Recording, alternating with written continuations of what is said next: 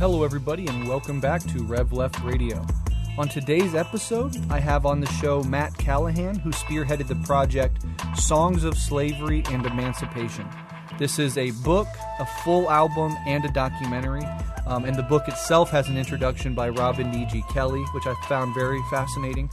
This is, simultaneous revolutionary history, slave revolts, rebellions, abolitionism, as well as a musical history of enslaved peoples and of abolitionists more broadly. So this is a very fascinating dive into both the worlds of music and American history, and is just a powerful recreation of many songs that were almost or totally lost to modern day people. And so kind of resurrecting some of these songs, recreating them. The documentary itself shows the process by which they would go about recreating this music. And it's just a fascinating project. And throughout this conversation, we will drop in various songs. We'll nowhere near getting to all of the songs on this album, but we'll be putting some of the songs throughout this entire interview so you can get a sense of just how powerful some of this music is. And hopefully some of you will be inspired to watch the documentary, get the book, and get the album yourself. So without further ado, here is my conversation with Matt Callahan about his project, Songs of Slavery and Emancipation. Enjoy.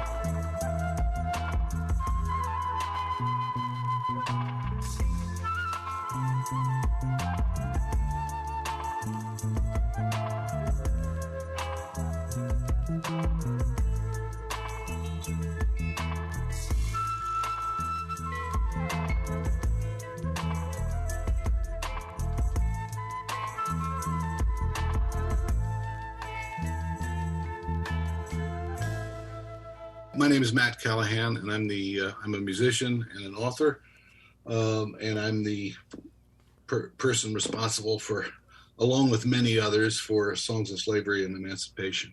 Absolutely, and it's an honor to have you on. I think this is a really interesting project, Songs of Slavery and Emancipation. It's not only a book, it's also an album and, I believe, a documentary. Is that correct? That is correct. So sort of a three-pronged project, and it's really right. Fascinating, and I'm really happy to have you on to talk about it. And so I guess the first question I have for you is just, can you kind of tell our audience about this project, why you decided to do it, and sort of what you aim to accomplish with it? Well, briefly, I discovered this song in a pamphlet in an antiquarian bookshop in San Francisco that was unlike any other song attributed to slaves or to, the African-American experience. Certainly it was unlike any in terms of its lyrical content. It was explicitly revolutionary, and it was purported to have been written in 1813. So that raised some questions. And I began researching to see if there were, in fact, other songs of this kind. And we can discuss this more as the interview goes on. But to get to the second part of what you aim to accomplish with it, it was after a couple of years of research that it became clear that there were indeed more songs of this kind, and that they had been largely buried or omitted, if you want to be polite about it, from the record, and of both African-American music and, broadly speaking, American music. And it was important, from my point of view, to make the link between music and history, because the songs, this kind of song, was clearly related to the also buried history of Negro slave revolts. In fact, the name of the pamphlet that I discovered was Negro Slave Revolts in the United States, 1526 to 1860. And this pamphlet had been actually published in 1939. So we're not talking about some recent discovery that nobody knew about. This is actually, you might say, knowledge that was available and accessible for a long, long time. And so for me, it was a question of bringing out the music on the one hand, so that people could actually hear what enslaved people had been singing and composing themselves, as well as its connection to the actual history of slave rebellion. And so that was that's what we aim to accomplish. Yeah, very interesting. So there's a whole process of finding the music, trying to find the original music, and then recreating the music. Is that right? And can you talk about that process a little bit? Yeah, I mean, in some cases, there was when I started uncovering some of these songs, in some cases there was tablature because they were collected by a person or song collector, whatever. And for example, Thomas Higginson, who was an abolitionist and the leader of the 54th Black Colored Infantry Unit, and he actually collected some of these songs during the Civil War because he overheard his troops singing them. And he was sensitive enough and, acute enough an observer to actually write a lot of these things down, including apparently the melodies. I don't know whether he wrote the melodies down or he got somebody else to. It doesn't matter. We used the melodies that he actually had preserved.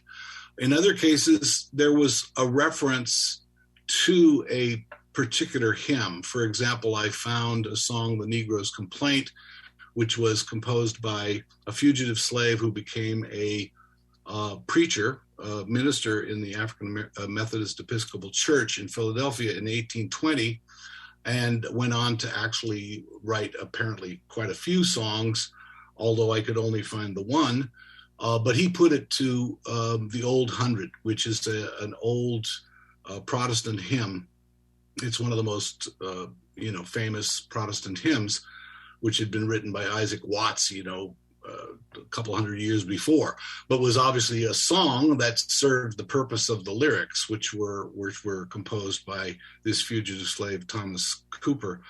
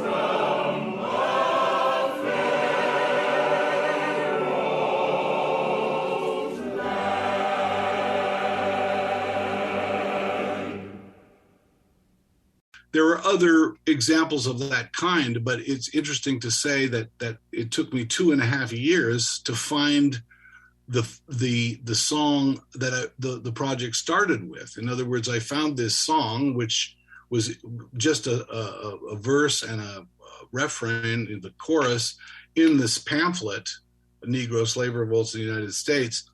But it wasn't the whole song. It didn't say what the music was. And I wasn't even sure it was authentic, so, trying to authenticate it, that took me 2.5 years. And then By the time I was able to actually authenticate it, the information that was given by the people who'd actually written this song down was that it was to the music of Hail Columbia, which was the American national anthem in 1813. Remember, the War of 1812 was going on at this time, and these particular slaves were actually gathering to plan an insurrection. And the insurrection itself was inspired by the offer by the British that anyone who rebelled against their masters could join the British and be free.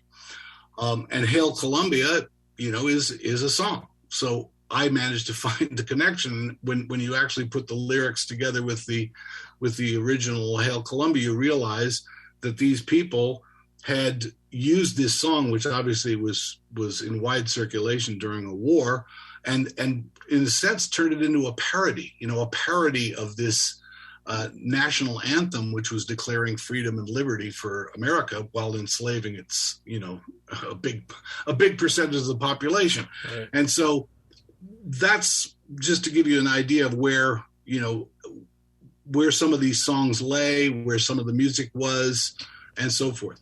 Yeah, that's absolutely fascinating. And I'm wondering as well some of the, and you touched on it a little bit there, but some of the difficulties you ran into putting this entire project together. I mean, there's the whole process of finding, authenticating, recreating these songs. You're doing the documentary as well as the book.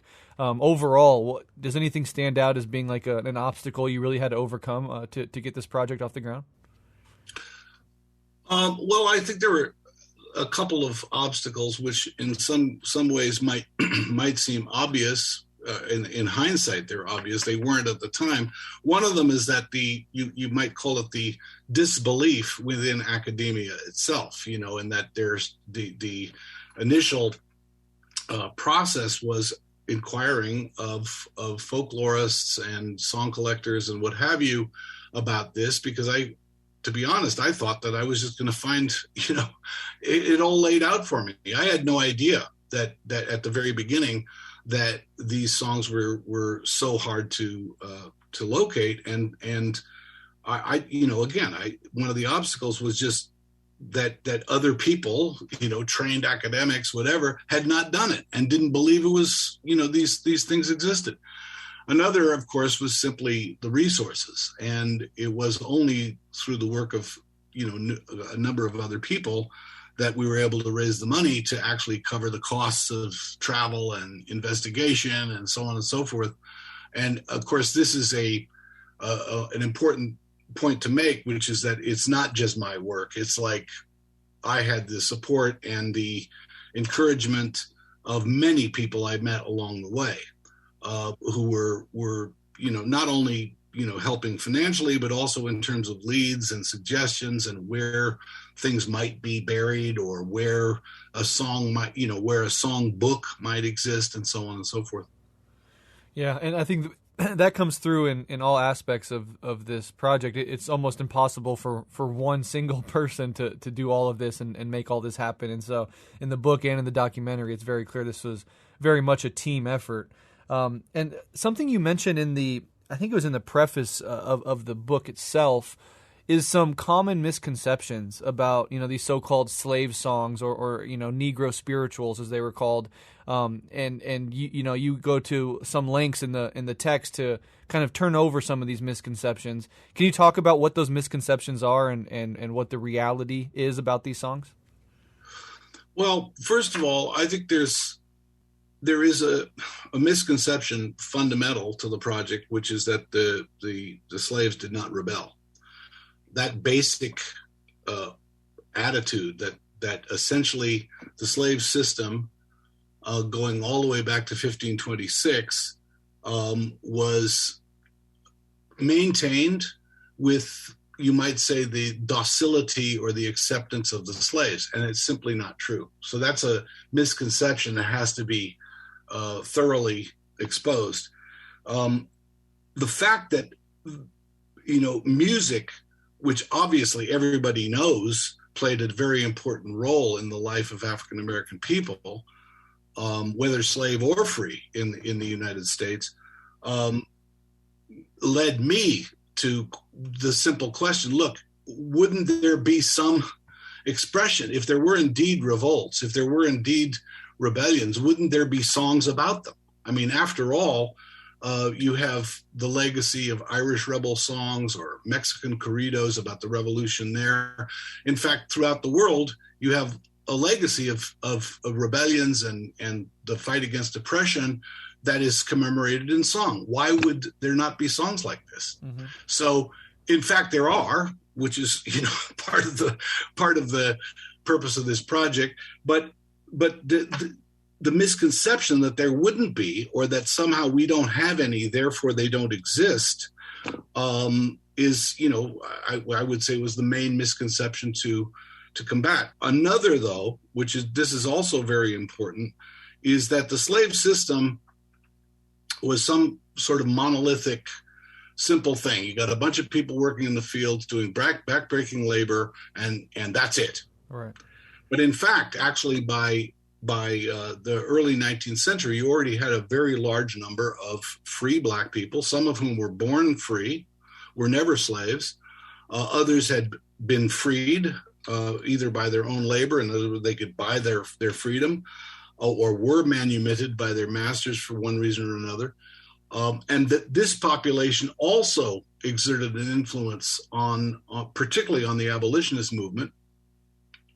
And we're in many cases campaigning and fighting against slavery, and also the fact that even in musical terms, one of the songs that I discovered was an instrumental called the Recognition March for the Independence of Hayti, and this was written by a man by the name of Francis Johnson, who was actually born free and was a leading band leader, so popular in the United States that he was actually asked by the U.S. government to perform at the 1824 celebration of Lafayette's triumphal return to the United States.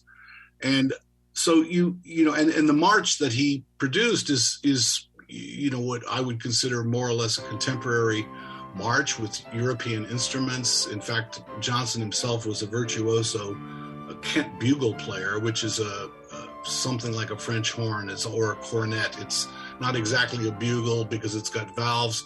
It's not exactly a trumpet, but it's in that vein. And he was apparently renowned for being a great virtuoso. Anyway, so this march commemorating Haiti, which is the site of the only successful slave revolt and a country at that point. We're talking 1820 when that must have been published, and it's a piece of sheet music.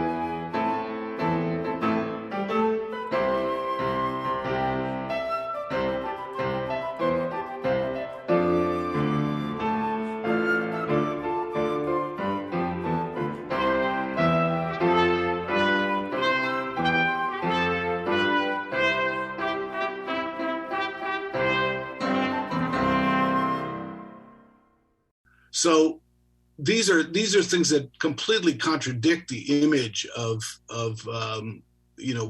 slavery as a system, black music in terms of it just being field hollers or work songs, although of course those exist and are an important component, or the Negro spiritual in a particular form that we've come to know through Many Thousands Gone, or Go Down Moses, or Steal Away, and so on and so forth.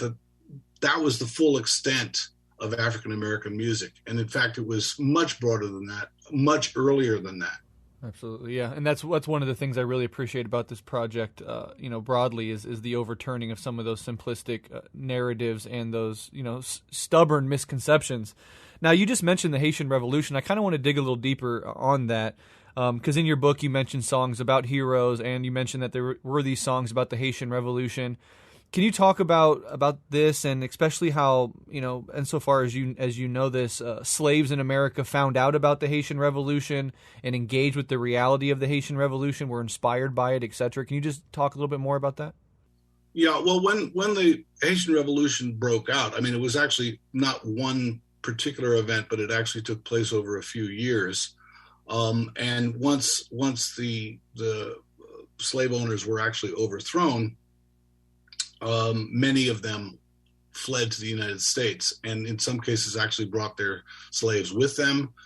But many of them came to Louisiana because it had been a French colony, and they were French speakers. And it's also on the Caribbean. Obviously, it's you can imagine people getting on boats and fleeing to New Orleans. But the word spread in many different ways. I mean, first of all, it was a major event. These revolutionary upsurges in a relatively neighboring country, and on the other hand, you had a lot of slaves themselves who were employed in coastal shipping. So they were involved as stevedores on the docks. They were involved as sailors. And other forms of labor that would put them in direct contact with anybody coming into a port like New Orleans. And then the word would spread just by word of mouth, the grapevine and so on. Not to mention the fact that by the early 19th century, there were quite a few literate slaves. This is another interesting thing about the course of slavery, because at an earlier stage, particularly around the time of the Revolution, the American Revolution, there were slave owners who thought that it was their Christian duty to at least allow slaves to learn how to read and in order to read the Bible. That practice ended pretty abruptly in 1831 after the Nat Turner Rebellion, and that's a whole nother discussion. But the fact is that there were quite a few slaves who could read, and by that I mean they read the newspaper and they saw what was happening and they heard what was happening, and they would spread the word amongst their own kin, clan, tribe, whatever you want to name, their communities that were scattered throughout the South. And of course, the other side of it is that, as I said, there were free Black people in Boston, New York, and Philadelphia, and places like this, who would have heard about it anyway, as just a question of, this is the news, this is what's happening. Right. And then you just mentioned the Nat Turner Rebellion, and that's one of the songs, multiple songs perhaps, about Nat Turner. Can you talk about that rebellion a little bit, and just how much of an effect that had? You can't keep the world from moving around, nor Nat Turner from gaining ground. You can't keep the world from moving around, nor Nat Turner from gaining ground. You might be rich as cream and drive you coach and go.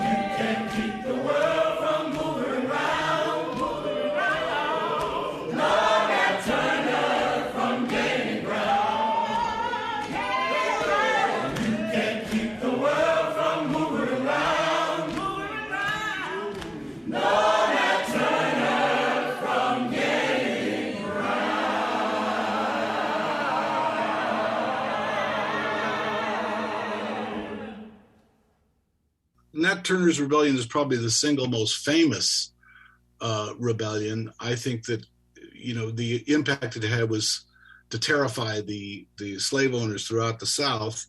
It took place in Virginia in 1831.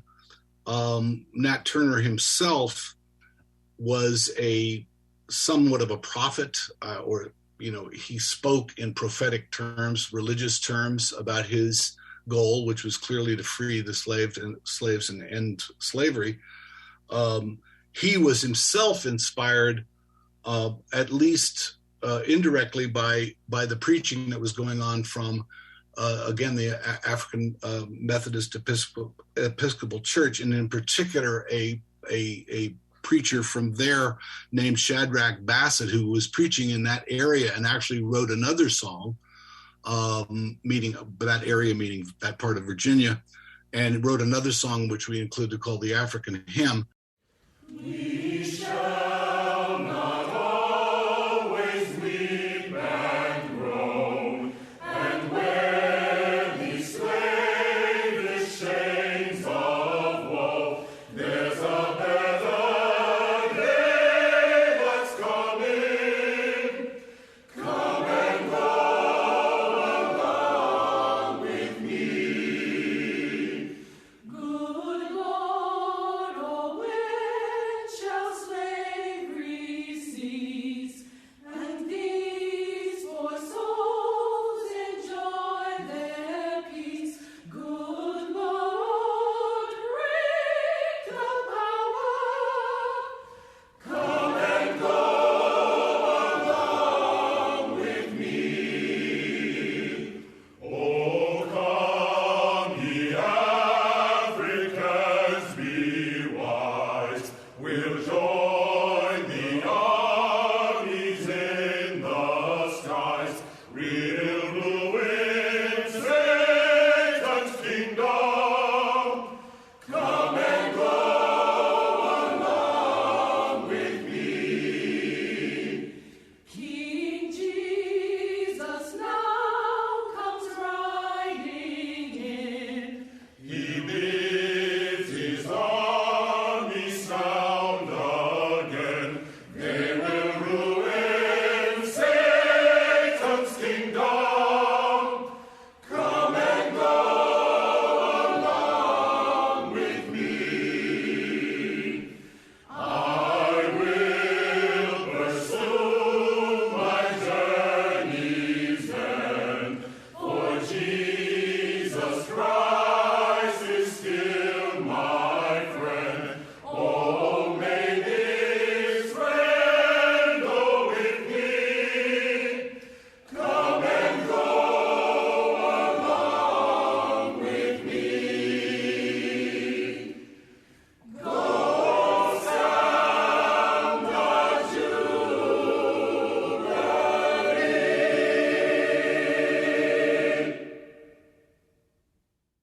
And it's clear that Bassett was banned or thrown out of the area because of this preaching. And it's clear this preaching, which included a song, African Hymn, was, gathering steam amongst the slaves. And Nat Turner was you might say, the catalyst or the leader who was able to actually galvanize a big enough number of people and organize them to actually have an uprising. And of course, it was put down, as we know. It was repressed, but its significance was greater because at that particular juncture, 1831, the slave system, or the you might say the opinion amongst slave owners, was we have to repress this absolutely.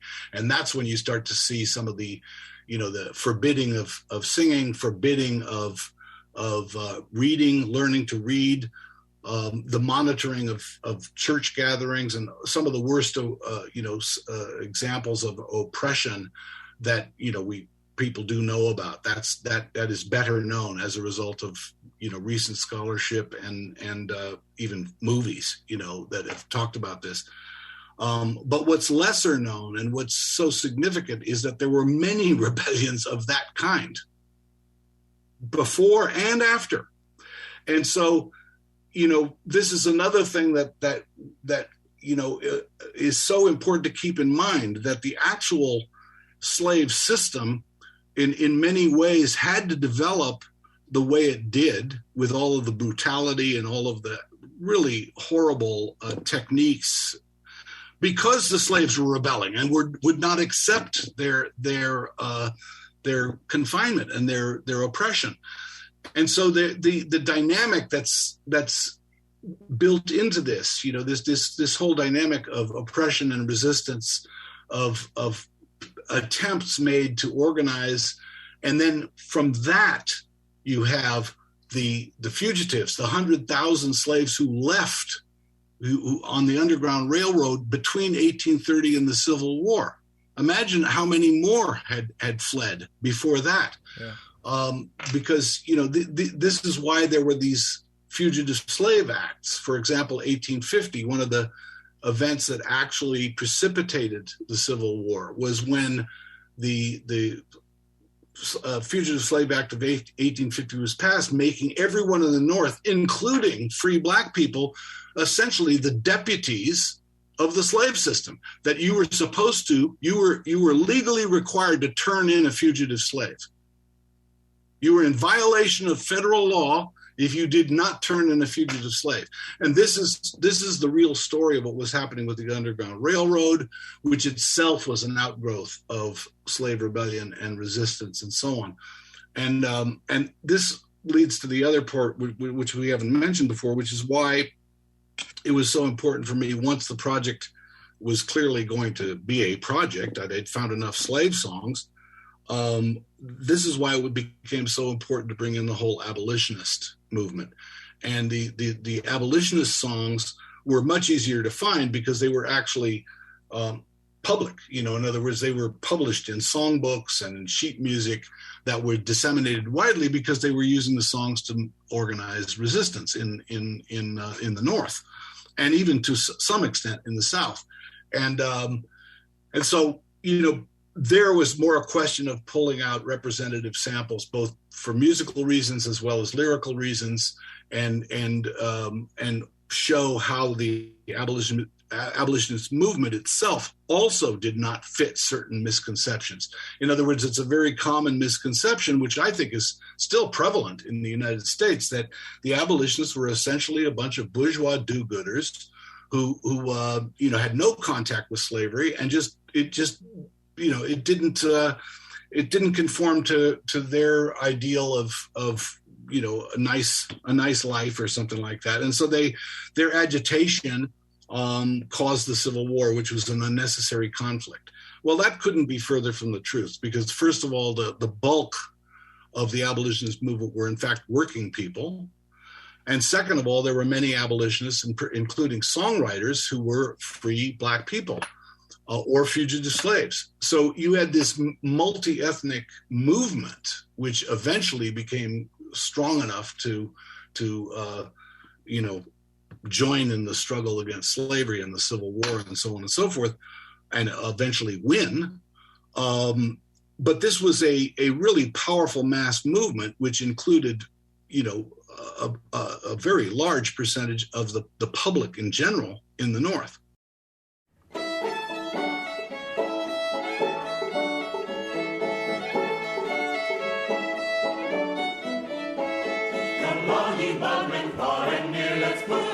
In masses, it is a song for our race, for wit and trampled with disgrace. My old master tells me, oh, this is a land of freedom. Let's look about and see this so. Just as master tells me, oh. He tells us of that glorious one, I think his name is Washington. How he did fight for liberty to save a 3-pence tax on tea. My old master tells me, oh, this is a land of freedom. Oh, let's look about and see it is so. Just as master tells me, oh. And then he tells us that there was a constitution with this clause that all men equal are created. How often have we heard it stated? My old master tells me, oh, this is a land of freedom. Oh, let's look about and see it is so. tells me, oh.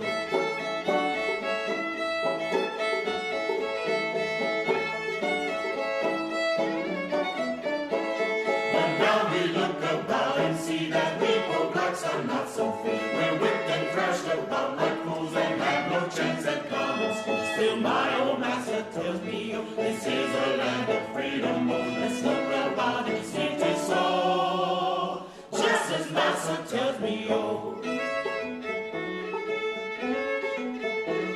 They take our wives and salt and mock and sell our children on the block. They choke us if we say a word and say that niggers shan't be heard. Still my old master tells me, oh, this is a land of freedom. Let's look about and see if it's so. Just as master tells me, oh. Yeah, a truly multiracial mass movement, often rooted in the working class and spearheaded by either fugitive slaves or free black folks, and this idea that it was just this, yeah, as you said, this liberal white group of do-gooders is really erasing the bulk of what that movement was and who underpinned it. So I really appreciate that. And I wanted to talk a little bit about the repression as well, because even outside of a big event like the Nat Turner Rebellion, there had to be instances where this music was being played and the music itself was a threat. And so there's attempts to repress it just broadly before, during, and after even an event like the Nat Turner Rebellion. Can you kind of talk about that repression and the reason why, slave owners felt the need to repress this music as they came across it? Yeah, well, I just want to say two quick things about it. One is that I think it's fairly well known. I think a lot of people are aware of the fact that drumming, for example, was forbidden, not only in the United States, but in parts of the Caribbean and so on, because drumming was viewed as a threat, that somehow the drumming of slaves was a call to arms. And it's certainly fairly well known that, a lot of the Negro spirituals that we do know or that we had heard were coded speech, such as famous songs like Follow the Drinking Gourd, which is obviously about the Underground Railroad. So, I think people are aware that there was some repression and banning of songs, but I don't think people are aware of the fact that this was systematic and followed very definite patterns, and in particular the pattern of what transpired after the Nat Turner Rebellion. And I want to read something which I quoted in the book. An abolitionist, a great abolitionist named Lydia Maria Child, did an interview with a formerly enslaved woman named Charity Bowery, who was born at Pembroke, North Carolina in 1774. And Child asked Bowery about the reaction following the Nat Turner insurrection of 1831. And Bowery said, "The brightest and best men were killed in Nat's time. Such ones are always suspected. All the colored folks were afraid to pray in the time of the old prophet Nat. There was no law about it, but the whites reported it round among themselves that if a note was heard, we should have some dreadful punishment. And after that, the low whites would fall upon any slaves they heard praying or singing a hymn, and often killed them before their masters or mistresses could get to them." And then she gave an excerpt of a song, "There's a better day a-comin', there's a better day a-comin', oh glory, hallelujah." And with an arch expression, she looked up as she concluded and said, "They wouldn't let us sing that. They wouldn't let us sing that. They thought we was going to rise because we sang, better days are coming." So that's an example, testimony of an actual person who went through this process of exactly how powerful the songs were and why they had to be repressed. Yeah. Wow. That is incredibly powerful stuff. What song or handful of songs stood out or resonated most with you personally? I'm just kind of interested in if any stood out for you individually as being particularly impactful. It's very hard to say. I mean, I have to always go back to the first one, Hail, the hymn, we call it the Hymn of Freedom. In fact, it was called that by the people who actually transcribed it, the Negro Hymn of Freedom, but Hail Columbia, I mean, that was the national anthem, because it's just so is so powerful, is so striking. And then to know the story that this was actually a parody of sorts, a mockery of the hypocrisy and the false claims of the American government, and this thing that we're still living with, we're still living with this idea that this is a democracy and that, it's the land of the free and the home of the brave and all this stuff. And the fact that these songs called that out. Hail, hail, ye African, hail ye oppressed, ye Afric band, who toil and sweat in slavery bound, who toil and sweat in slavery bound, and when your health and strength are gone, are left to hunger and to mourn. Let independence be your aim, ever mindful what is worth. Pledge your bodies for the prize, pound them even to the skies. And united let us be, resolved on death or liberty, as a band of patriots' joy, peace and plenty we shall find. Look to have with manly trust, and swear by him that's always just, that no white foe with impious hand, that no white foe with impious hand shall slave your wives and daughters more, or rob them of their virtue dear.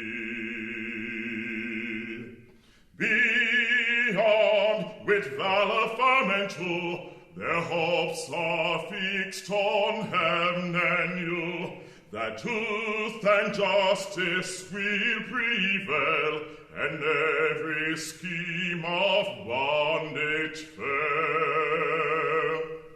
Firm united let us be, resolved on death or liberty, as a band of patriots' joy, peace and plenty we shall find.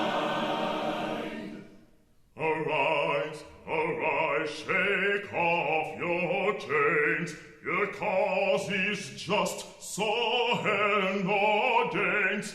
To you shall freedom be proclaimed, to you shall freedom be proclaimed. Raise your arms and bare your breast, Almighty God will do the rest. Blow the clarion, a warlike blast, call every Negro from his task, wrest the scourge from Buckroft's hand, and drive each tyrant from the land. Firm united let us be, resolved on death or liberty, as a band of patriots' joy, peace and plenty we shall find.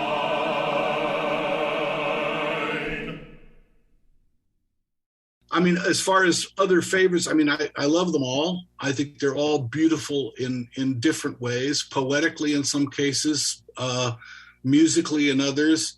I have to mention that some of the abolitionist songs are really powerful, even though, musically speaking, they're almost all built on existing hymns.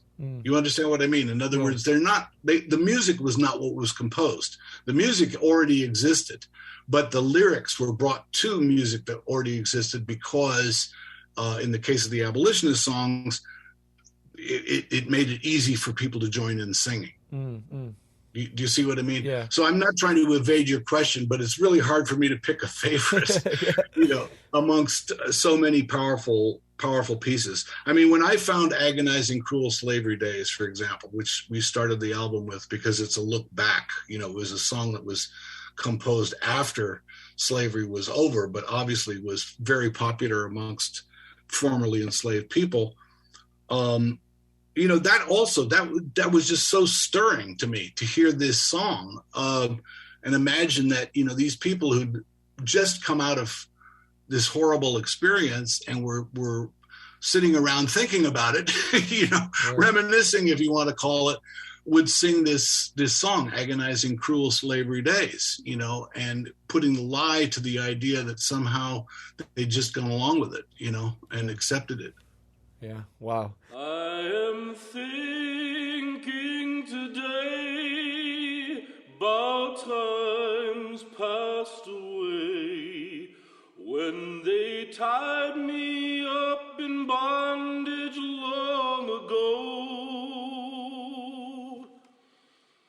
In old Virginia State is where we separate, and it fills my heart with misery and woe. They took away my boy, Lord, he was his mother's joy. A baby from the cradle him we raised. Then they put us far apart, and it broke the old man's heart in those agonizing, cruel slavery days. Though they'll never come again, let us give our praise to him who looks down where the little children play. Every night and every morn we'll pray for them that's gone in those agonizing, cruel slavery days. At night when all is dark, we hear that watchdog bark, and we listen to the murmurs on the wind. It seemed to say to me, you people, you must be free, for the happy times are coming, Lord, we pray. My memory will still o'er that dear old cabin floor, and in the shadows I'll find those passed away, and for them we'll weep and moan, for our souls were not our own in those agonizing, cruel slavery days. I'm very old and feeble now, and my hair is turning gray.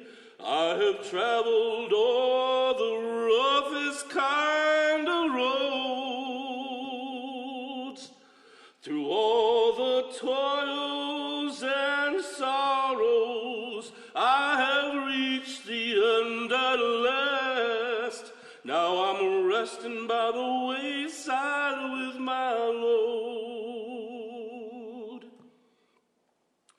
Forget now and forgive has always been my guide, for that's what the golden scripture says, but my memory will turn round back to when I was tied down in those agonizing, cruel slavery days. Though they'll never come again, let us give our praise to Him who looks down where His little children play. Every night and every morn, I'll pray for them that's gone in those cruel, agonizing slavery days.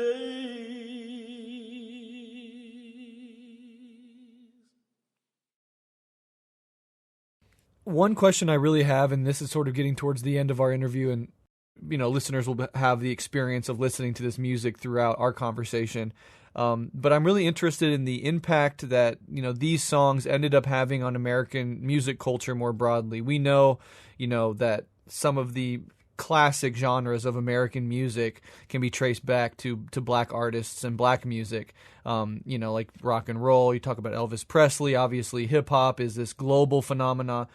So in what ways did these slave and abolitionist songs impact American music culture going forward? Well, one of the surprising ways is actually the way they have not, in a sense. And that is that there were groups, for example, the Hutchinson Family Singers, who were among the most popular groups in America at the time, but were abolitionists, have been completely erased and forgotten. Other examples of that kind have to do with, for example, shape note singing, which is a very American form of music, and it is practiced by literally thousands of people today as a community activity, but it's forgotten as a form of American culture that was broadly influential and in fact was linked in many cases to the abolitionist movement. I think in the more positive side, I don't think that it's not as though there were specific slave songs that then in turn influenced American culture directly, but I do think that the fact that there were many different kinds of music being performed by Black people, whether they were slaves or free, is something that needs to be further explored. So, for example, James Monroe Trotter, who was a slave, but became during the Civil War actually rose to the height of lieutenant, I believe. He was an officer in the Union Army and went on to collect. Wrote a sort of a book of collected biographies of numerous Black musicians, some of whom had been slaves, some of whom were free, and so on and so forth.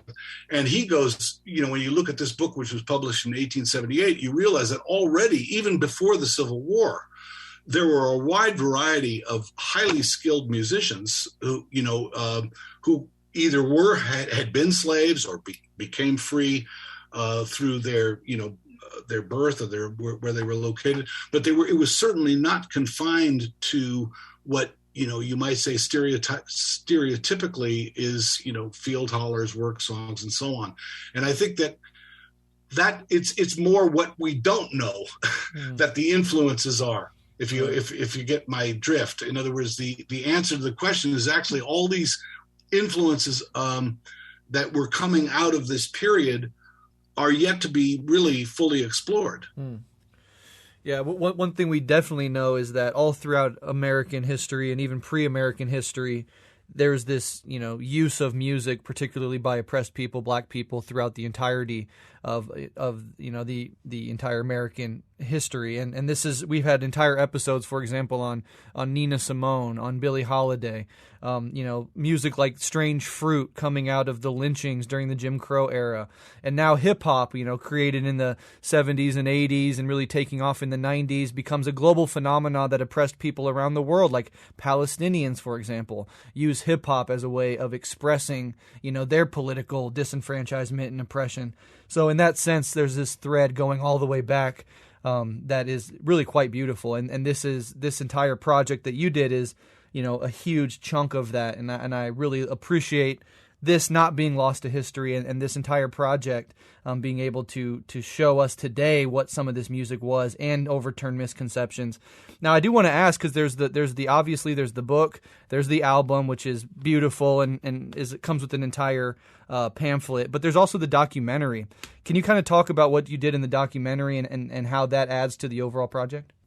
Yeah, well, first of all, the documentary was intended to be what you can call it the making of, how this process was actually accomplished. Mm-hmm. But it was also designed to be accessible to anyone and an easy introduction to the material without being kind of a cheap advertisement. Right. I mean, it required a lot of work in its own right, because it is a film and we wanted to show it's not a music video. We weren't trying to do that, but we wanted to have some examples of the people singing, and we wanted to have the participants actually speak on their own behalf about how the music affected them and what its significance was, as a project. In other words, their own personal reflection upon that, but also their grasp of the impact this was going to have socially. And so that was the reason for the film. I think I do want to add one other thing, and this returns to where we started at the beginning. There were so many people involved, and there were so many people who made such vital contributions that the film was also a way of honoring that, right. And making it visible that this was a collective effort of 50, 60 people and several different institutions that not only gave us some money, but they gave us real moral support. And so that was another reason for the film, was to give a fuller picture of what this is really about. Yeah, I mean, it certainly accomplished that. For people that are interested and want to follow up on this, where can listeners find the album, the book, and the documentary? Well, first of all, you can go to Jalopy Records, because they sell the combo pack. Nice. The book is published by University Press of Mississippi, and of course you can go to their website. And the Jalopy Records has a website as well.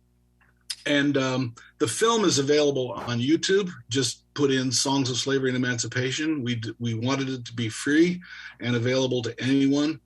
So it's, there's no price or whatever, just share it. That's all we ask. Absolutely. So I think those are the easiest ways to get to this. Okay. And where can listeners find you and your other work online? Well, we have a nonprofit organization called Art and History and Politics, which has a website, and some of our other projects are there. And of course, I've got my own website, mattcallahan.com. You're welcome to come and visit that. And there's information of other music I've done over the years.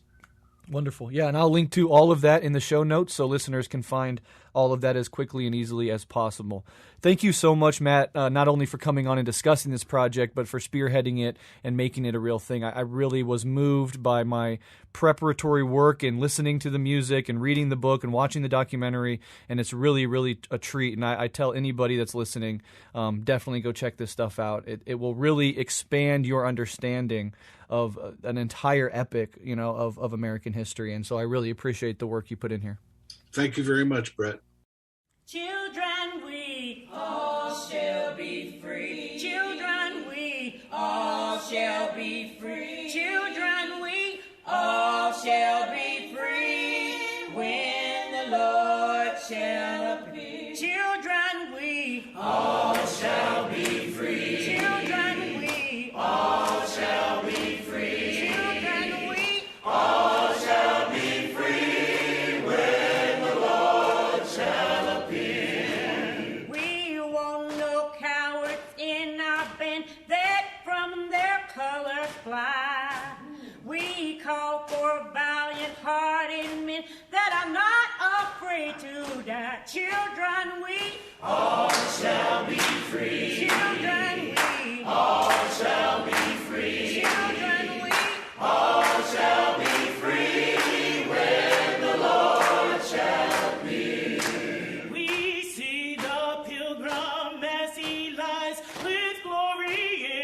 his soul. To heaven he lifts his longing eyes and bids this world adieu. Children, we all shall be free. Children, we all shall be free. Children, we all shall be free when the Lord shall be.